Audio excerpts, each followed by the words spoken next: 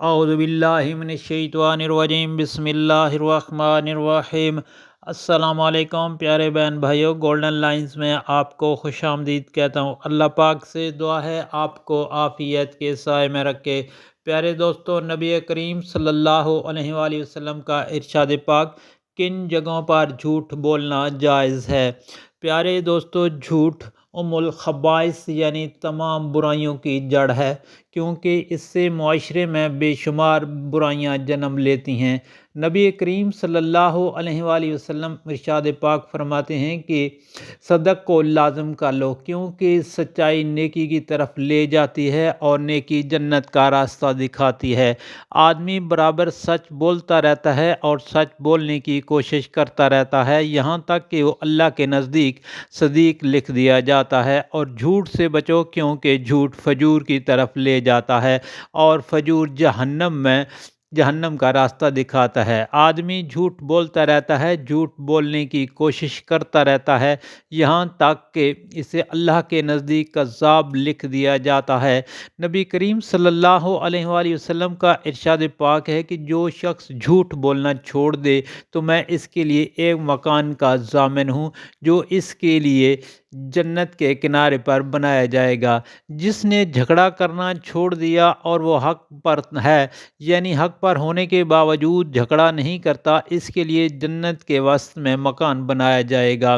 اور جس نے اپنے اچھے اخلاق کیے، اس کے لیے جنت کے اعلیٰ درجہ میں مکان بنایا جائے گا۔ نبی کریم صلی اللہ علیہ وآلہ وسلم کا ارشاد پاک ہے، جب بندہ جھوٹ بولتا ہے تو اس کی بدبو سے فرشتہ 1 میل دور چلا جاتا ہے۔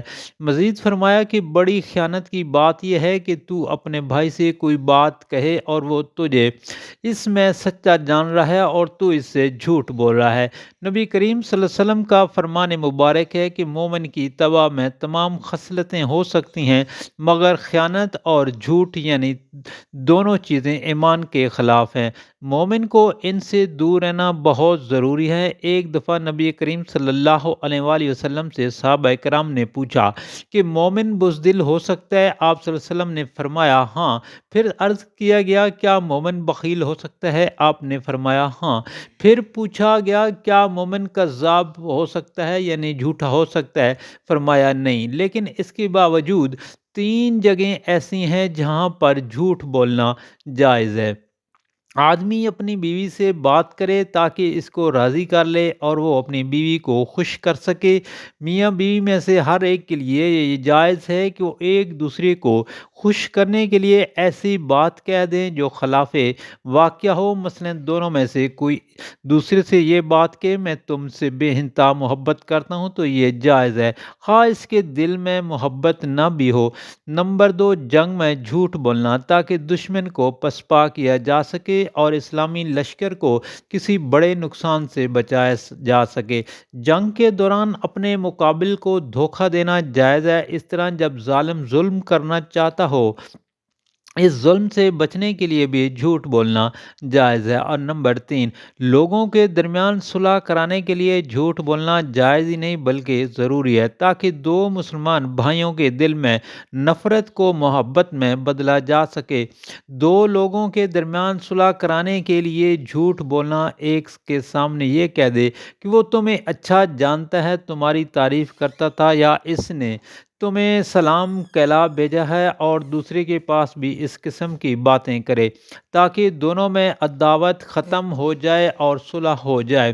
علامہ البانی رحمۃ اللہ علیہ نے صحیح ترمذی میں اسے صحیح قرار دیا۔ فقہائے کرام نے محض سامنے والے کا دل خوش کرنے اور دل لگی کے لیے مذاق کے طور پر ایسے جملے استعمال کرنے کی اجازت دی ہے جو ذو معنی الفاظ پر مشتمل ہوں، جیسے نبی کریم صلی اللہ علیہ وسلم نے ایک بڑھیا سے فرمایا کہ بڑھیا عورتیں جنت میں نہیں جائیں گی۔ پھر اس کے پریشان ہونے پر وضاحت فرمائی کہ میری مراد یہ ہے کہ جنت میں سب جوان ہو کر جائیں گے، بڑھاپے کی حالت میں کوئی بھی جنت میں نہیں جائے گا۔ اسی طرح ایک واقعہ پر جب ایک سائل نے اونٹ یا اونٹنی مانگی تو آپ صلی اللہ علیہ وآلہ وسلم نے فرمایا کہ ہم آپ کو اونٹنی کا بچہ دیں گے۔ اس نے پریشان ہو کر پوچھا پوچھا کہ حضور نبی کریم صلی اللہ علیہ وسلم اونٹنی کا بچہ میرے کس کام آئے گا، مجھے تو بڑا اونٹ چاہیے۔ تو آپ صلی اللہ علیہ وآلہ وسلم نے وضاحت فرمائی کہ ہر اونٹ کسی اونٹنی کا بچہ ہی ہوتا ہے، چاہے وہ کتنا ہی بڑا ہو جائے۔ حضرت عبداللہ بن عامر رضی اللہ تعالیٰ عنہ سے روایت ہے کہ نبی کریم صلی اللہ علیہ وسلم ہمارے گھر میں تشریف فرما تھے کہ میری والدہ نے مجھے بلایا کہ میرے پاس آؤ، میں تمہیں کچھ دوں گی۔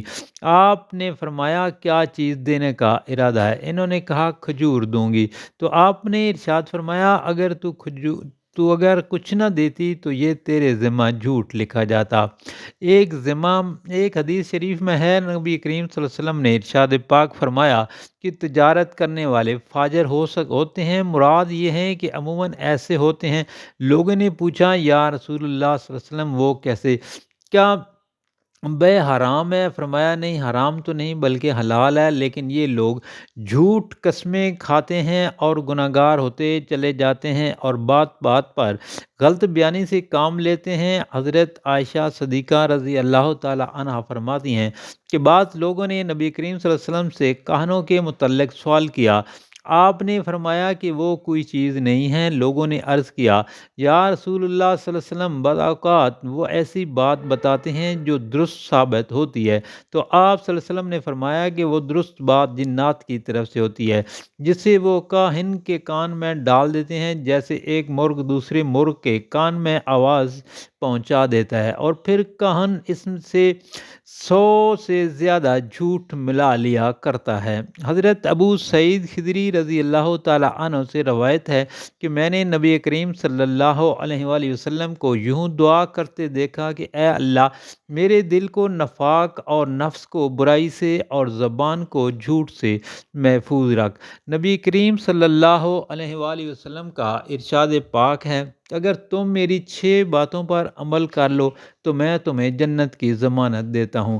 صحابہ کرام رضوان اللہ علیہم اجمعین نے عرض کیا یا رسول اللہ صلی اللہ علیہ وآلہ وسلم وہ کیا ہیں؟ تو آپ نے فرمایا ایک یہ کہ جب بات کرو تو جھوٹ نہ بولو، دوسری یہ کہ وعدہ کرو تو وعدہ خلافی نہ کرو، تیسری یہ کہ امانت میں خیانت نہ کرو، چوتھی یہ کہ بری نگاہ سے کسی کو نہ دیکھو، پانچویں یہ کہ کسی کو تکلیف نہ دو، چھٹی یہ کہ شرمگاہ کی حفاظت کرو۔ ایک بار نبی کریم صلی اللہ علیہ وآلہ وسلم نے فرمایا کیا میں تمہیں بہت بڑے کبیرہ گناہوں کے بارے میں نام بتاؤں؟ 3 مرتبہ یوں آپ نے فرمایا۔ صحابہ کرام رضوان اللہ علیہم اجمعین نے عرض کیا ہاں کیوں نہیں یا رسول اللہ صلی اللہ علیہ وسلم؟ آپ نے فرمایا اللہ تعالیٰ کے ساتھ شریک ٹھہرانا اور ماں باپ کی نافرمانی کرنا۔ آپ ٹیک لگائے بیٹھے تھے، اٹھ بیٹھے اور فرمایا سنو، جھوٹی بات اور جھوٹی گواہی۔ آپ مسلسل فرماتے رہے یہاں تک کہ ہم نے کہا کاش آپ خاموش ہو جائیں۔ حضرت کعب رضی اللہ تعالیٰ عنہ سے روایت ہے کہ نبی کریم صلی اللہ علیہ وسلم نے مجھ سے فرمایا میں بے وقوف لوگوں کی سرداری سے تمہیں اللہ تعالیٰ کی پناہ میں دیتا ہوں۔ حضرت کعب رضی اللہ تعالیٰ عنہ عرض گزار ہوئے کہ یا رسول اللہ صلی اللہ علیہ وسلم وہ کیا ہے؟ فرمایا کہ میرے کچھ عرصہ بعد اقام ہوں گے جو جھوٹ پر بھی ان کی تصدیق کرے اور ظلم پر بھی ان کی مدد کرے، وہ مجھ سے نہیں اور میں ان سے نہیں ہوں۔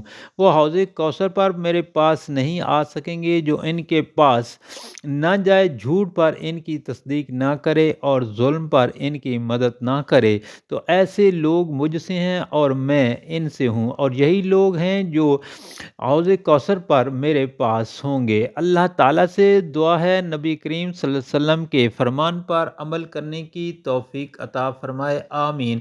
پیارے دوستو، آپ سے گزارش ہے ویڈیو کو دوستوں، گھر والوں، عزیز و اقارب اور رشتہ داروں کے ساتھ لازمی شیئر کریں تاکہ ہر کسی کا بھلا ہو۔ اللہ تعالیٰ آپ کی پریشانیاں دور فرمائے، آمین یا رب العالمین۔